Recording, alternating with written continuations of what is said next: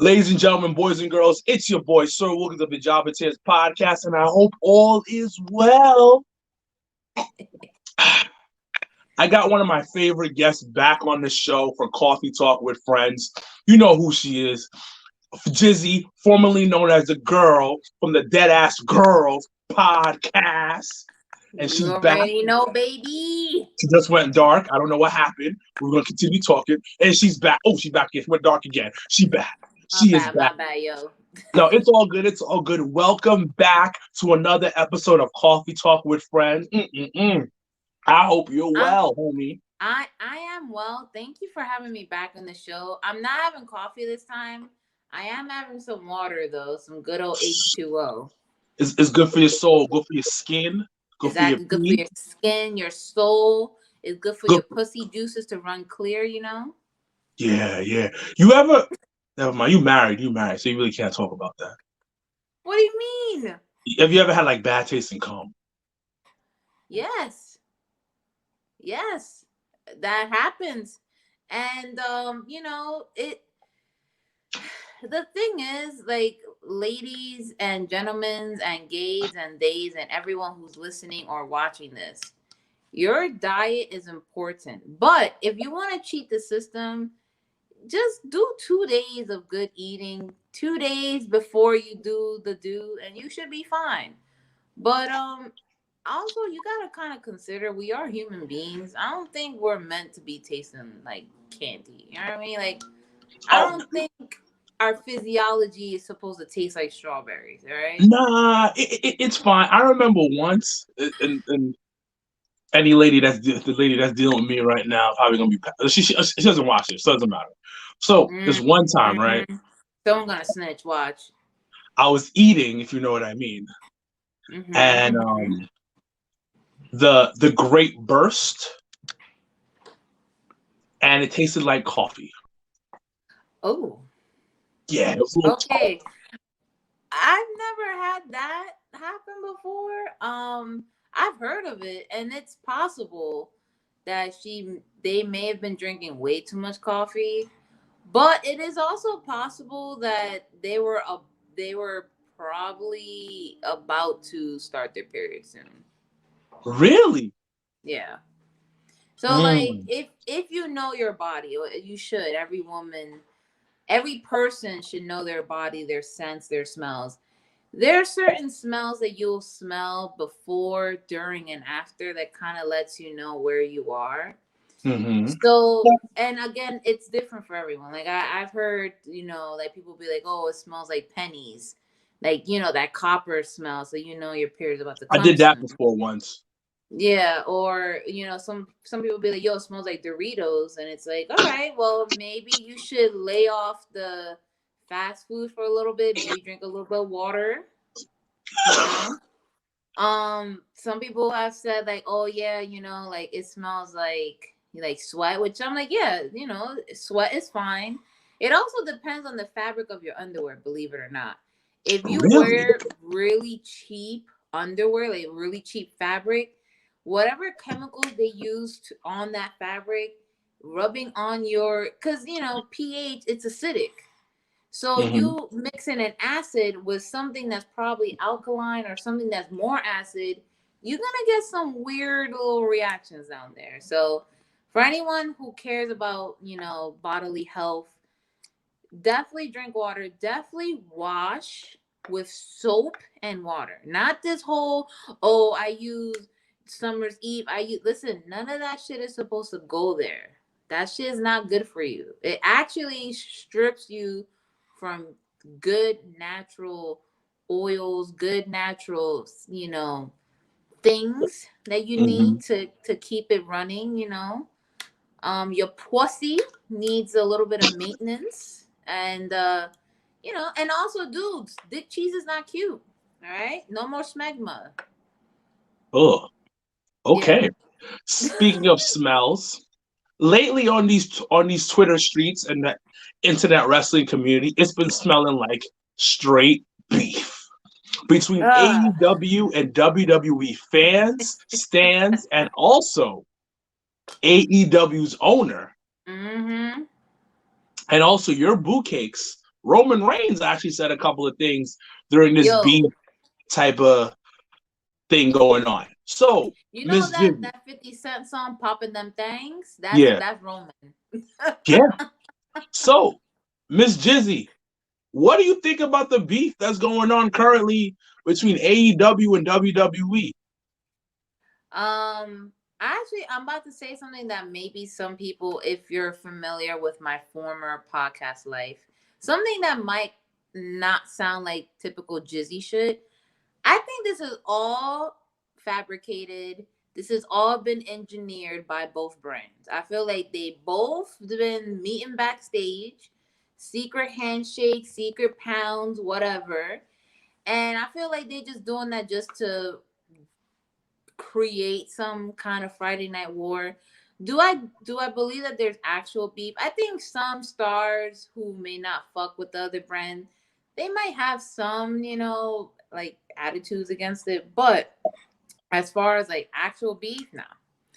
I don't think it's something that it's just, you know what it is that it's just too convenient. Like they went so long without mentioning any other brand. And then all of a sudden the AEW pops up. All of a sudden, now they're okay with sending shots at each other. Like I expect it from AEW because AEW is that bitter ex-girlfriend that hasn't let go yet. But WWE has been like they've been on their own lane for so long. And they've been like, oh, you got your little wrestling promotion? Okay, that's cute. Whatever, move along. But really, all of a sudden, now you want to be paying attention. Listen, plot twist: Vince McMahon actually secretly owns AEW. He probably bought that shit on the low low. All right. I would not be surprised if on his deathbed he'd be like, Stephanie, come closer. You are now the owner of AEW, and then just dies.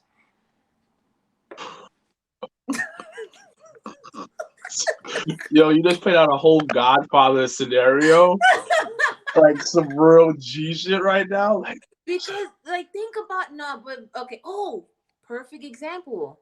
Godfather. Think about it. Isn't it weird how Vince and the whole WWE has been on top for so long? You have this one little fucking schmuck who comes out of nowhere, who's trying to work their way up the ranks, who's trying to start pop off beef with the Colombo family and shit. And you telling me that WWE is actually paying attention to them? but okay, so I'll challenge you because the show's about opinions and challenges. Mm-hmm. Do you think in due time AEW is a legit competitor to WWE? Um, it's possible. the The thing is, I don't want to say it's a competitor per se or that it'll become a competitor because those are two. I mean, yes, logistically speaking, yes, two different wrestling companies, they are competing. But as far as owning the fans, owning the network, owning the square footage that they do over the wrestling fan base, it's gonna take a lot for AEW to even be at that level. Do I think that they're capable? Sure. But at the same time, it's like they've been doing everything they said that they weren't gonna do. You know what I mean? Like Mm-hmm. they've been doing everything that they've been accusing WWE of doing, but it's like when you really sit down and look at it, I'm like, my dude, you've been doing this shit too. So what are you talking about? What exactly are you talking about? Well, I mean that I could go into it, but let's talk about like something more recent, is their signings, right? It's weird because when they first came out, they were like, "Oh, we don't want to become, like the rejects or the sloppy seconds of WWE stars that are disgruntled." But then you turn around and I'm like, "Okay, but how is it that anytime a WWE star leaves, a week or two later, these motherfuckers are showing up in your state?" You know what I mean? Like you said you weren't gonna do that, and now you're doing that. You say you're gonna be diverse, and y'all have not been fucking diverse. You say you're gonna have a better women's division, and where are we? Hmm. So I That mean, is. they're entertaining. You know, it's cute. It's like it's a little dumpster fire. You know, it's trash, but it still brings the heat. You did say you watched the last 15 minutes the other day, didn't you? I did. Yeah. What were your thoughts? First of all, why did I do it? I'm still asking myself to this day why I did that. But it was like the camera angles were strange to me. It was like a mixed tag match, I believe. Like I know Chris Jericho, that little twink, Sammy. You called him a twink? It was anyways. I know Paige Van Zandt was in the ring fucking on FaceTime and shit. I'm like, what the fuck is this? What is happening here? Mm-hmm. I was just a little perplexed as to what the fuck was happening. I mean, I don't know. It could get better, but it will. They're at this place where I think they're trying to find their identity, and a lot of people, it's like this: either you fucks with them, or you don't fuck with them at all. They have no real in between, and that's where it hurts them because they have no in between. And I enjoy what they have because I'm a huge wrestling fan. I like indie wrestling too. That's one of the things about AEW. It's a real independent feel, and they kind of like that. But one thing that they're missing is that they don't have enough story arcs in their thing. Like they have their heavyweight, something to go in there, maybe a women's title story arc, but nothing else. Like they don't. It's super like, you know how you. Okay, I'll give you an example. You know how you watch Dragon Ball Z, and Goku's fighting Vegeta, for instance, and then they cut it off right where they're about to do some a dope shit. Yeah. Actually, that's a perfect example. That's a perfect example. The AEW is Dragon Ball. Why? Because Dragon Ball had a good story as Dragon Ball. Then you go to Dragon Ball Z, which obviously was good. But then you go to Dragon Ball GT, Dragon Ball Kai, Dragon Ball Super, all these other offshoots that are fucking trash. So then you find yourself as, okay, I'm a Dragon Ball fan, but there are trash Dragon Ball iterations. That's the thing about AEW. It's like, at first, in its inception, you're like, oh, I'm a wrestling fan. I'm a fan of these people, so I'm going to like this. And then as you start seeing all the new stuff that they implement, then you start saying, wait, hold up. AEW kind of low-key ass a little bit because of the stuff that they've implemented. I'm not going to discount them. I personally I wasn't really that big of an indie fan. I mean, there are some indie people that I totally love watching and enjoying because they do kind of put extra passion into their art. But to me, like you said, like it does have that indie feel. It just feels like an indie production that has too much money and it doesn't know what to do with it. It's independent wrestling on steroids. Yeah, it's like someone was like, "Yo, I'm gonna give you $100 million, do whatever you want." And then that's what they came up with. And it's like, no, this needs work, my guy.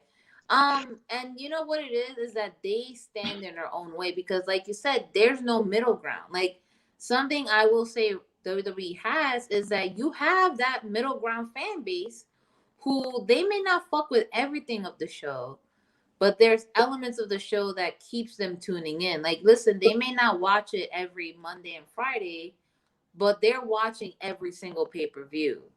And they're watching clips on YouTube. Right. Like, they may not fuck with Raw, but they fuck with SmackDown. They may not fuck with SmackDown, but they fuck with NXT. Like, you can actually pick and choose parts, and you could be, like, the middle ground. AEW, it's like you fuck with it heavy, or that shit is a 2-pack of ass, and I'm in the latter. I fucks with it heavy. It's one of those things. It's one because, like I said, I enjoy independent wrestling. And obviously, doing the podcast, I've gotten deeper into independent wrestling. I've been following for the past 4 years, really understanding it and being part of it and sponsoring shows and everything. So I have a better feel of it. It's like, so an example would be is I started watching silent movies. Mm-hmm. And then now that I see a silent movie in the movie theater, I can enjoy it. But somebody who doesn't Right. usually watch silent movies and they go to the movie theater to watch a silent movie, they're like, yo, what is this? Like, yo, what the So, fuck is this? like, what the fuck am I doing with myself within this silent Fucking movie? Charlie Chaplin head ass. Yeah. So moving on, continuing with the beef. Just recently, AJ of Hit Row was beefing with the Young Bucks over sneakers. Hit Row. Am I the only one who be saying that randomly in the house? Because I know a lot of people do that. You know what? And I said on my podcast, I wasn't fucking with Hit Row in the beginning. Okay. I was not fucking. I was like, yo. I get it. I get why though. Because the thing is, I'm corny. So they got too much swag? So when I see when I see corny that's trying to be swaggy, I'm just like, this ain't working. Because I can read through it. You guys ain't thugs. You guys are nice guys. You know what?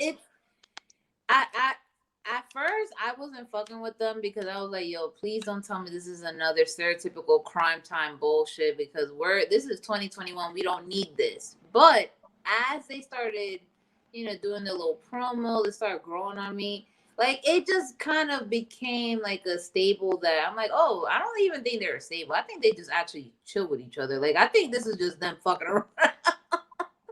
Yeah.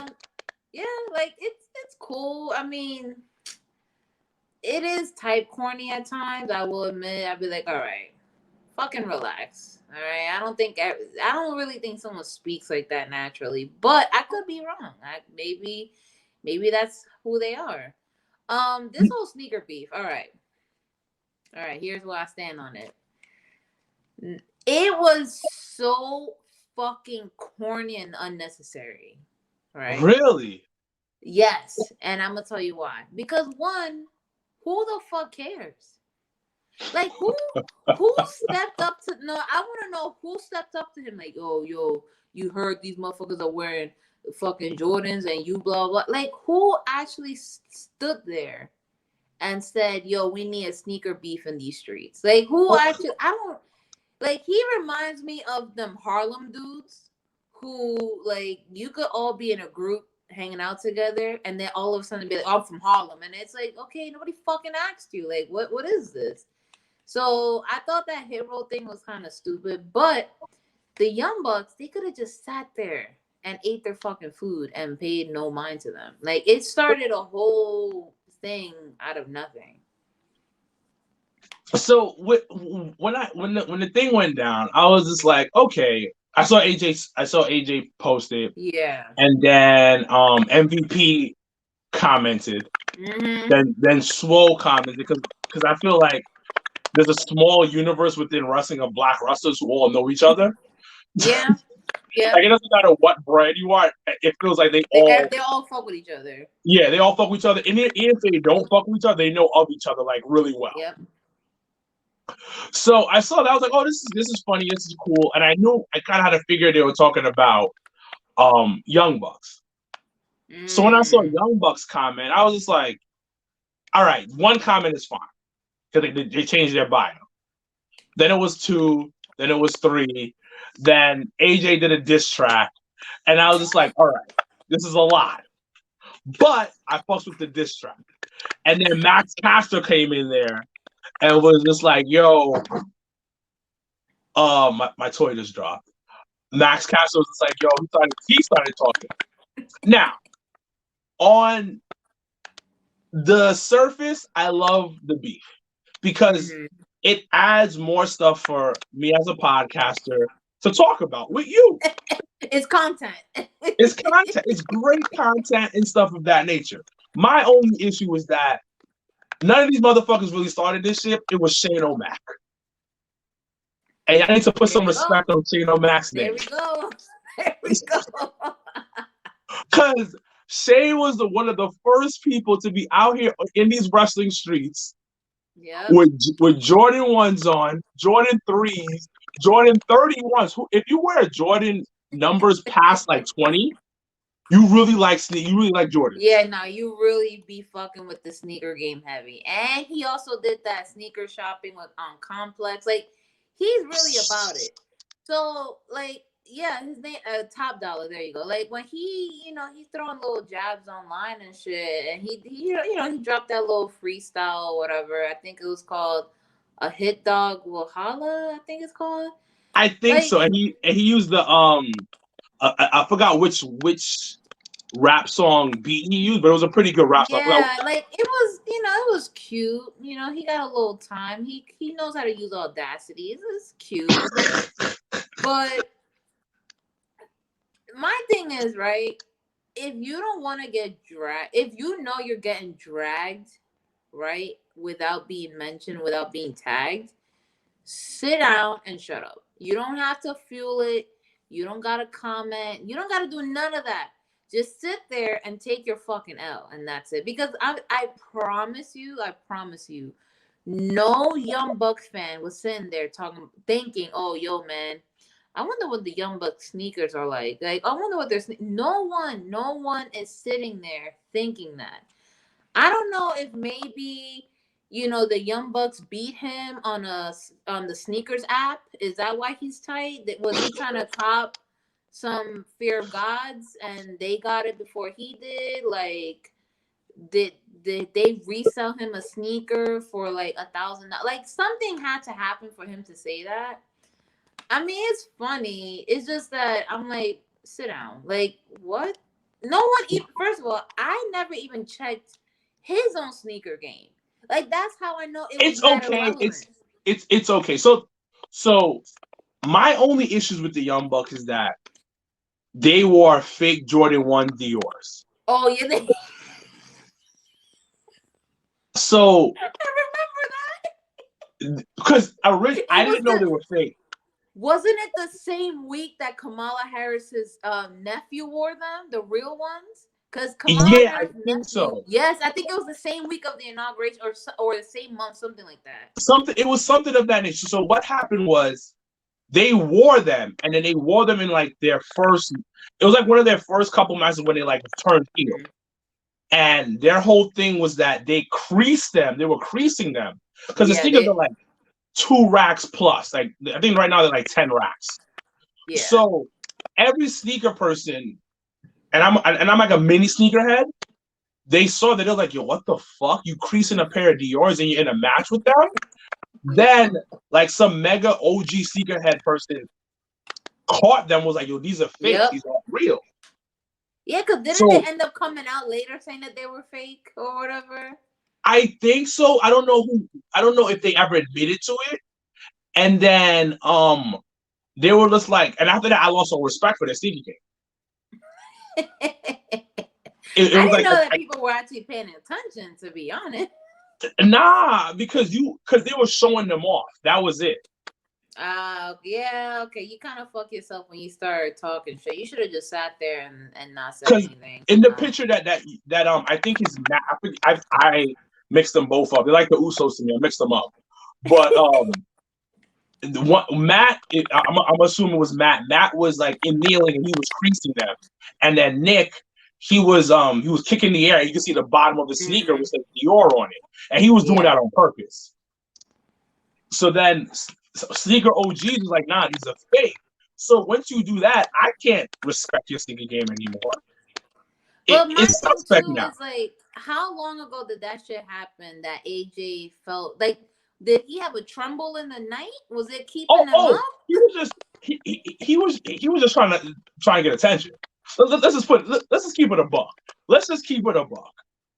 He felt like stirring some stuff up, because this is the one thing I'm learning about social media and like celebrities or people on like who have bigger followings.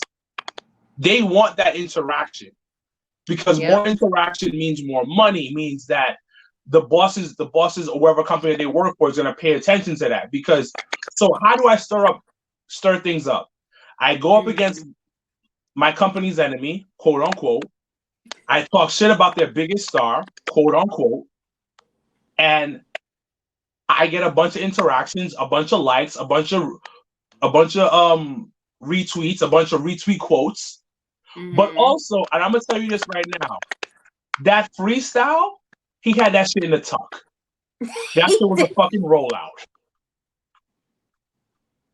And you can't tell me anything different that it wasn't a rollout because he was like, yo, damn, I got this ill ass freestyle, but how I'm gonna put it out? I can't just put out a freestyle without a reason to, because this is a diss towards them. All right, let me ask you though, what was a better track, that or The Rock?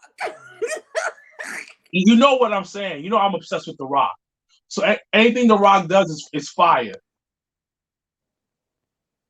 Are we getting quiet now? Goodbye, people. Thank you for having me on Coffee Talk. What? This was great. My man said I got the black and Samoan blood running through my veins. Enough said. That's the only fucking time that man fucking acknowledged that he was half black. He really, hold on. I could write a whole dissertation paper on this fucking song. He, for his whole fucking life, has been talking about how, his mixed identity is a problem. It's an issue for him because he's never felt connected to blah, blah, blah. All of a sudden, he want to drop a diss track, a little track, right? He want to drop some bars. He's like, yo, I need the blacks to listen to this shit, right? I need my homies to pull up to this. All of a sudden, he's black as Samoan. Man, fuck Rock. Fuck. Wait, hold on. You will not come on this show and disrespect The Rock. So hold on. I did. Wait. I'm here and I'm disrespecting him right now. Wait, Miss Jizzy, because I will give you the critical breakdown of the situation of The Rock's identity issues. Ladies and gentlemen, if you're listening to this, please turn up the volume, get closer to the screen, because I will break down the issues that The Rock is having. So, and she's laughing. The disrespect.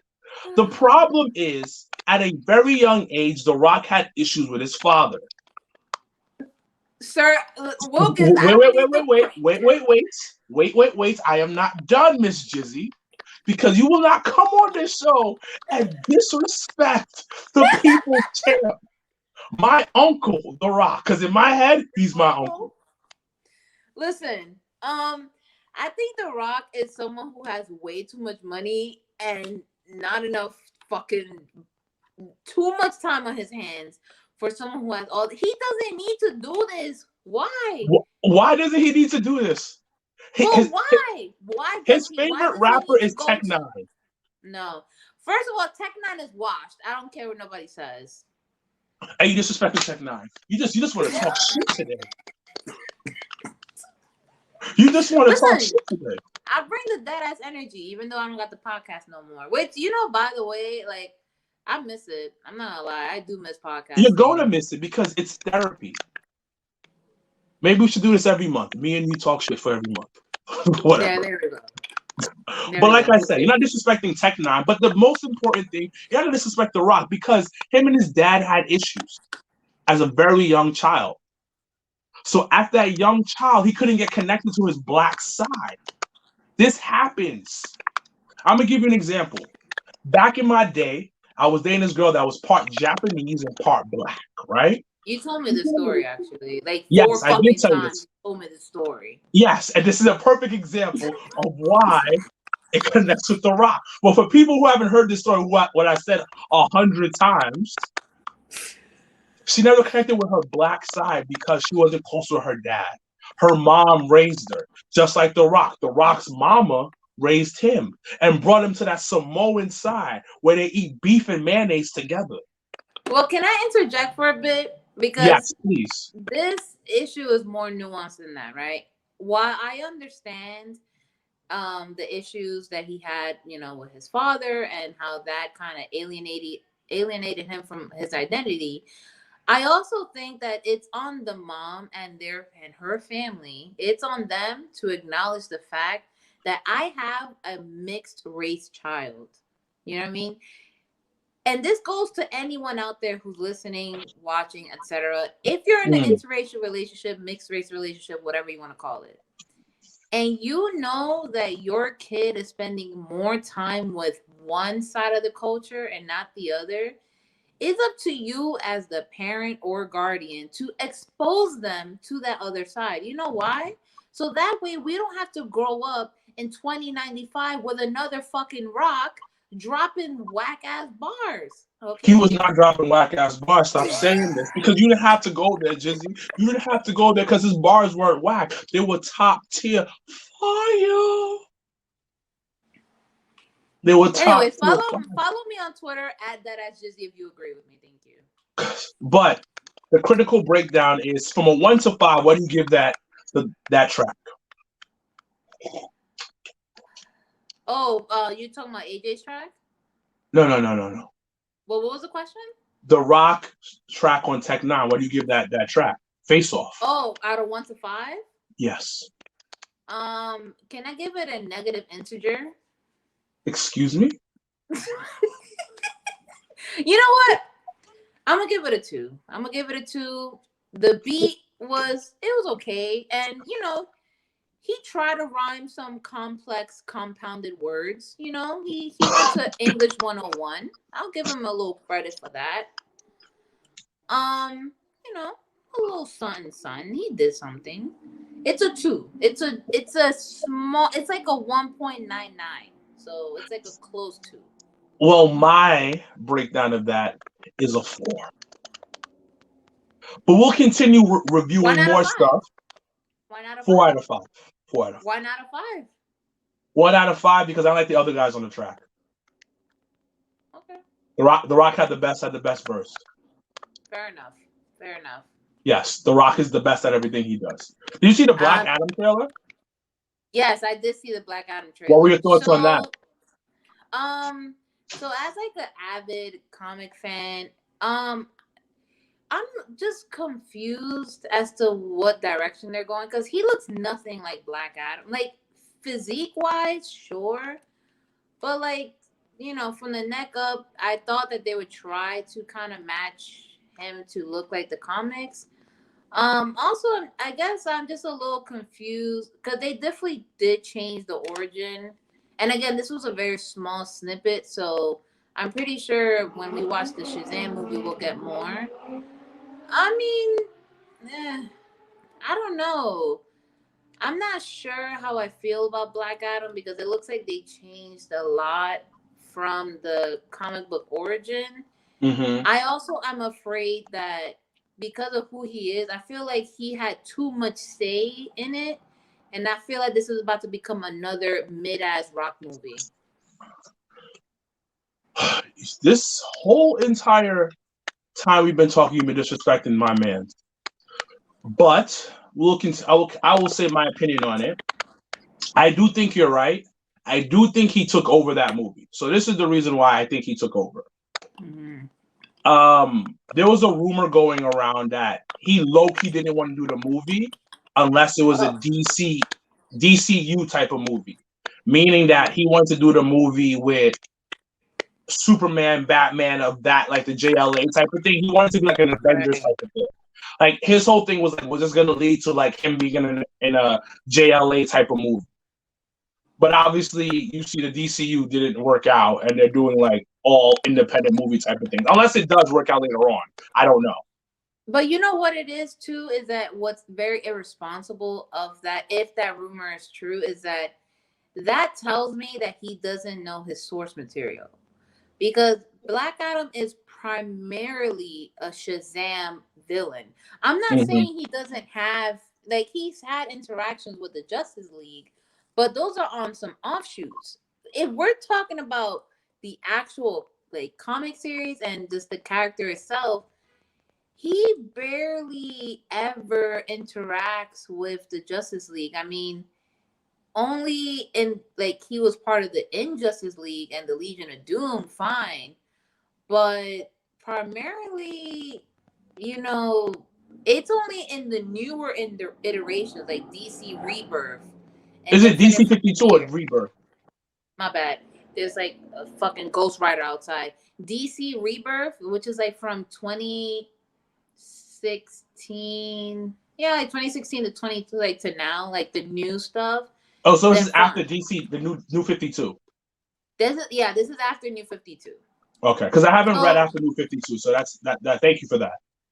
Yeah, so like and again, he has more stories with the other offshoots. Like he has more stories with the Watchmen, with Hawk Girl, like you know, those characters. So I don't know what the fuck he thought he could do. I don't know if he thought he could rewrite everything. Like, yo, all right, boom, I'm Aquaman and I'm Batman together. What's up? And it's like that's not how it works, sir. Like you cannot just come here and fucking bulldoze your way into what you want. So, but because the reason why I think he took over was because the reason why I say it is because in the little clip that they said that they put out, he had said this became a passion project for him. So I was just like, yeah, you probably had mad say to this, and you do the $7 production on this. Yeah. So because you low key do have mad pull in Hollywood. Right. Like I'm looking forward to it.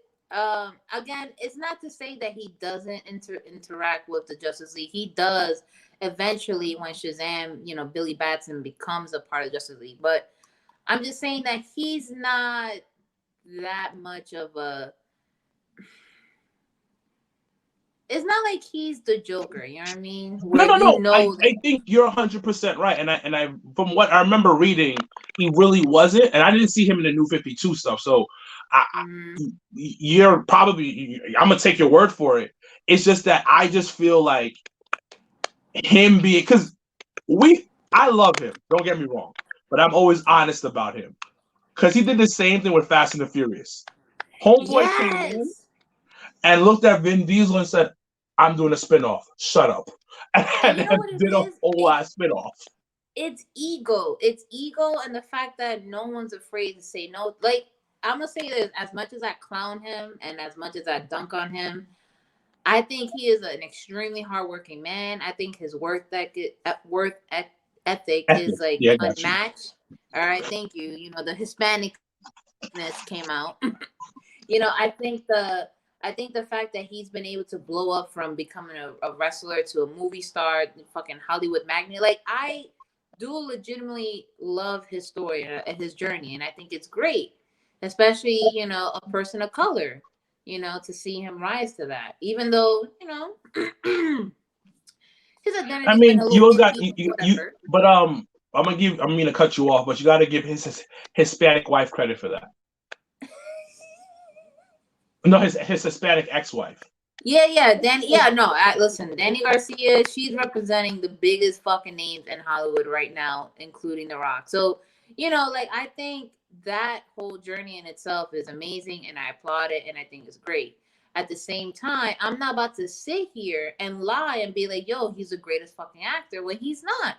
He's not. He's a good actor. Not. And whatever. Also, it's the ego that I have a problem with. Like, I know that anybody, in my opinion, anyone who makes their career out of being the nicest person around or the nicest guy in the room is fucking evil. Okay? So I don't think so. I know for a fact that The Rock is a bit of a fucking asshole. So? I know that The Rock is a bit of a problematic person. And I feel like he uses his size and his, you know, he uses that physical prowess that he has to kind of intimidate and bully people. Also because he uses people in his inner circle who kind of let him have his way. Because had he had a real ass person in his fucking inner circle, they would have been like, bro, please do not release this trash ass song. Like, no, the song wasn't trash, so it was fine. Had he had real friends in his inner circle, they would have been like, bro, do not make this whack ass fucking Tooth Fairy movie. Like, had he had somebody hold on. Actually looking out for him, he would not be so fucking mid. He is not mid. He is great. Anyways, what's the next topic, y'all? Oh, first of all, what the fuck they doing with my homegirl Naomi? Well, what's the issue? Talk about it. Yo, I don't know what's been going on. I don't know if my third eye is way too open for wrestling. I don't know if I've been, you know, going way too deep into this socialism, Marxism, intersectionality of racism shit.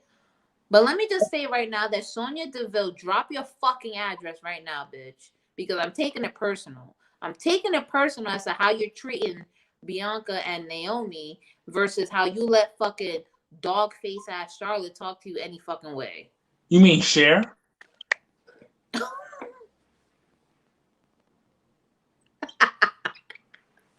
She looks like Cher now. Yeah. Yep. Looks like She Cher. does. Like, no. I strangely find her attractive. Who, Sonya Deville? No, Sonya Deville's hot, but I'm talking about Charlotte. Okay. Wow. First time you got quiet on this episode. She looks like an uppercase letter P.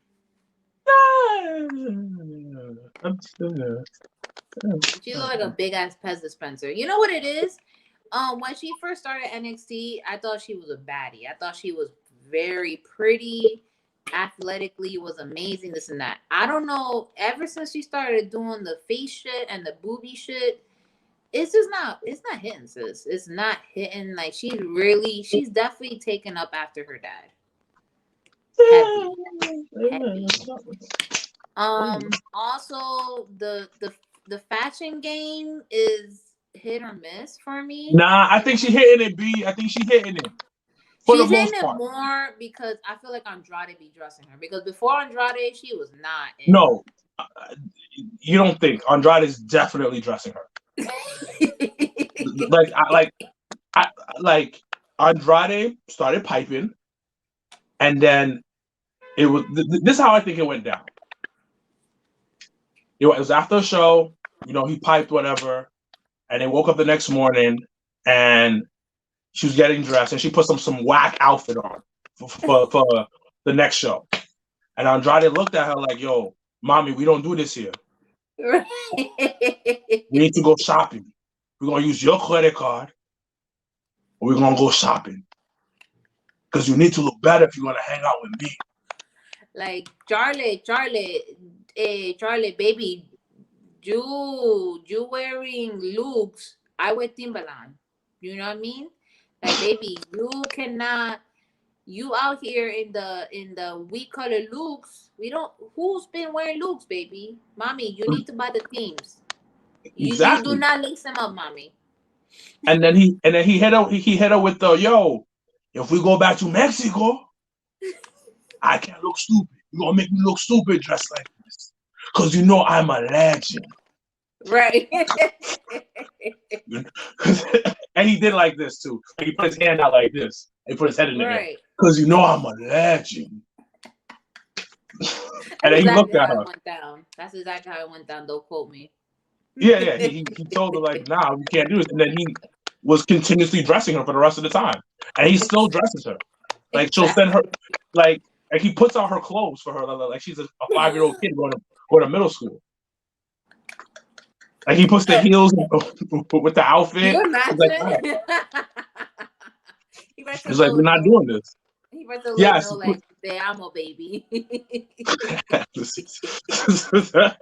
Muy caliente. This one right here. Muy caliente. Oh God. Anyway, so when you gonna debut? When's your fucking wrestling debut? I got a couple of things lined up. I can't talk too much about it because sometimes card is subject to change. I'm not the greatest yet in the ring, so I don't want to debut and then be trash. But yo, let me know so I can boo you. Yeah, that's fine. Because my coach is Amazing Red, and he was like, He's like, "Yo, there's something about you. It's so easy to hate." And I was just like, "Damn, B. All right, thanks." We're running out of time right now, and plus I gotta go to bed and shit. But the baby bye. But this was another great episode with Jizzy, formerly known as Jizzy of the Dead Ass Girls podcast. Drop your socials and everything so people who are listening can hear this.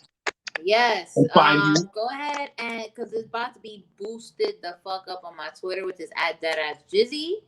I don't really give up my personal Instagram, but I do have an art Instagram. So if you want to follow that, it's @Jizzy_doodles.